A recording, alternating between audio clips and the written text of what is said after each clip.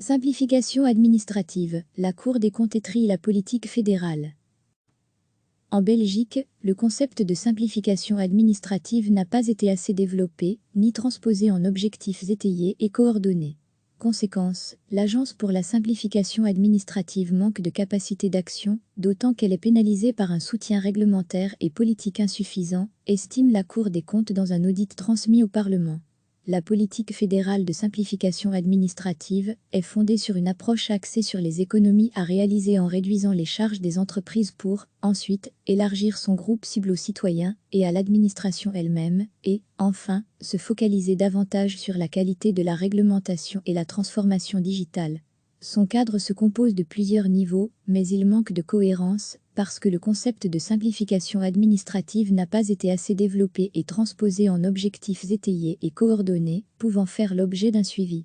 Le niveau d'ambition, exprimé en objectifs quantitatifs de réduction des charges administratives, manque aussi de cohérence et d'assises, pointe ainsi la Cour des comptes. À lire aussi, la Cour des comptes publie la liste des mandats 2018, 186 mandataires sont en défaut. L'Agence pour la simplification administrative, elle, a été investie d'un rôle central dans le pilotage de la politique de simplification administrative.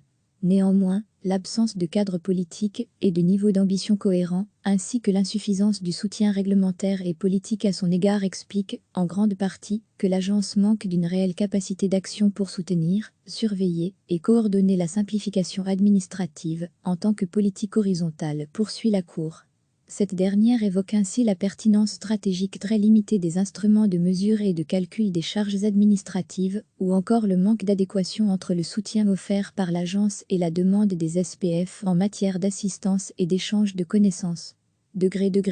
À lire aussi, déménagement du service public régional de Bruxelles. Avoir un cadre de travail plus efficient va coûter moins cher. Quant aux plans d'action fédéraux de simplification, s'ils ont évolué au fil du temps, en ce qui concerne le nombre et la portée des projets, ils n'ont pas été soumis à une évaluation systématique, regrette encore la Cour. Dans son collimateur, le 4e plan d'action fédéral 2015 à 2019, dont la justification des 10 lignes de force n'est pas transparente, tandis que leur degré de réalisation reste limité. Certaines actions n'ont pas encore été entamées, et d'autres sont mises en œuvre à un rythme lent. Cette situation s'explique notamment par l'absence de décision politique sur des propositions de l'administration, le manque de moyens attribués, ou leur attribution tardive, des responsabilités dispersées entre de trop nombreux acteurs, et une adhésion trop restreinte pour rendre les actions contraignantes, analyse-t-elle.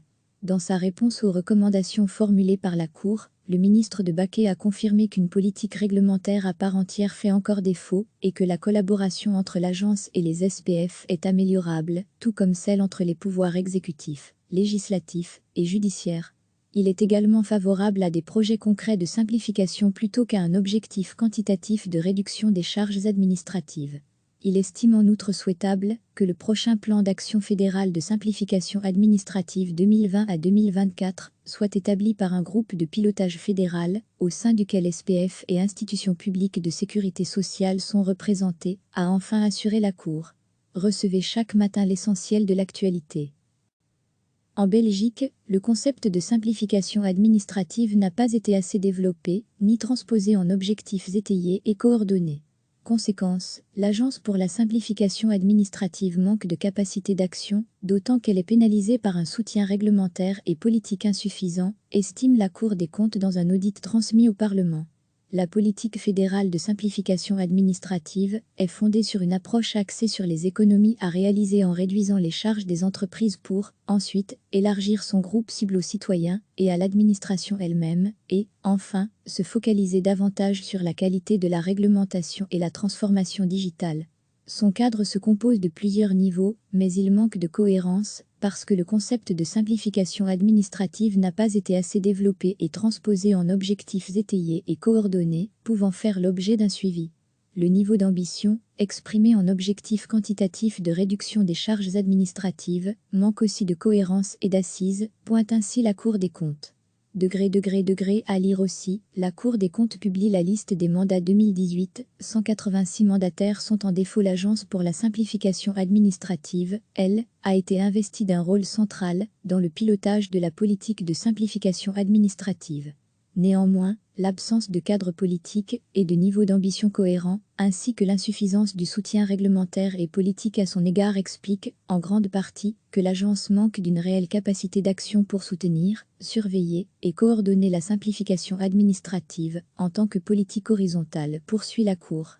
Cette dernière évoque ainsi la pertinence stratégique très limitée des instruments de mesure et de calcul des charges administratives, ou encore le manque d'adéquation entre le soutien offert par l'agence et la demande des SPF en matière d'assistance et d'échange de connaissances. À lire aussi, déménagement du service public régional de Bruxelles. Avoir un cadre de travail plus efficient va coûter moins cher. Quant aux plans d'action fédéraux de simplification, s'ils ont évolué au fil du temps, en ce qui concerne le nombre et la portée des projets, ils n'ont pas été soumis à une évaluation systématique, regrette encore la Cour. Dans son collimateur, le 4e plan d'action fédéral 2015 à 2019, dont la justification des 10 lignes de force n'est pas transparente, tandis que leur degré de réalisation reste limité. Certaines actions n'ont pas encore été entamées, et d'autres sont mises en œuvre à un rythme lent. Cette situation s'explique notamment par l'absence de décision politique sur des propositions de l'administration, le manque de moyens attribués, ou leur attribution tardive, des responsabilités dispersées entre de trop nombreux acteurs, et une adhésion trop restreinte pour rendre les actions contraignantes, analyse-t-elle. Dans sa réponse aux recommandations formulées par la Cour, le ministre de Baquet a confirmé qu'une politique réglementaire à part entière fait encore défaut et que la collaboration entre l'agence et les SPF est améliorable, tout comme celle entre les pouvoirs exécutifs, législatifs et judiciaires. Il est également favorable à des projets concrets de simplification plutôt qu'à un objectif quantitatif de réduction des charges administratives. Il estime en outre souhaitable que le prochain plan d'action fédéral de simplification administrative 2020 à 2024 soit établi par un groupe de pilotage fédéral, au sein duquel SPF et institutions publiques de sécurité sociale sont représentés, a enfin assuré la Cour. Cliquez sur s'abonner pour recevoir les dernières nouvelles.